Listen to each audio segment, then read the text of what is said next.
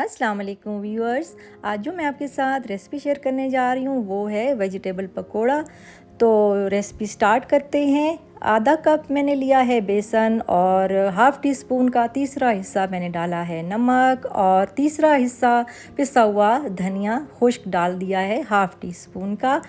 और उसके बाद जो है इसमें हमने डालना है आप चाहें तो नींबू का जूस भी थोड़ा सा डाल सकते हैं। लाल मिर्च हाफ़ टी स्पून मैंने इसके अंदर डाल दिया है। और फिर उसके बाद जो है इसके अंदर बंद गोभी कटी हुई चॉप की हुई आप जितनी मर्ज़ी डाल सकते हैं।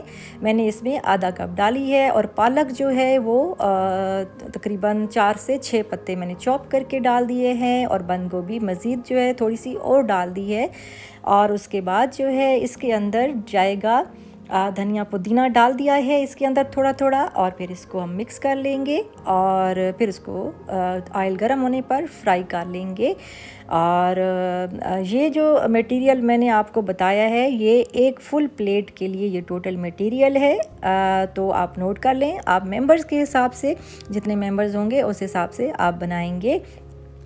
और बहुत ही सिंपल और बहुत ही झटपट तैयार होने वाली रेसिपी मैंने आपके साथ शेयर कर दी है। और इसका बेस्ट रिज़ल्ट हासिल करने के लिए अगर आप बेसन को थोड़ी देर 10 मिनट के लिए भिगो के रख देंगे तो और अच्छे और फूल के बनेंगे और ज़्यादा बनेंगे बल्कि बढ़ जाएंगे। तो जो है अगर टाइम कम है तो आप उसी वक्त बना सकते हैं जल्दी से।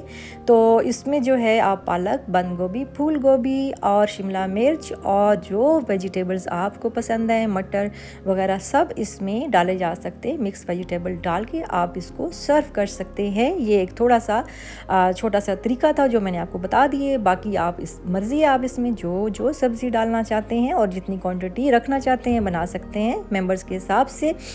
तो शाम की चाय के साथ आप इंजॉय करें, सर्व करें और मौसम के मज़े लें। ठंड में सर्दियों में तो बहुत ही मज़ा करते हैं पकोड़े और अच्छे लगते हैं और चाय के साथ। और गेस्ट आएँ तो उनके लिए भी आप मिक्स वेजिटेबल पकोड़ा और इसके अलावा भी आलू के पकोड़े, मिक्स सब्ज़ी कुछ भी बना सकते हैं। और रेसिपी पसंद आए तो लाइक, शेयर और सब्सक्राइब भी लाजमी कर दें। और अब मुझे दीजिए इजाज़त। अल्लाह हाफिज़।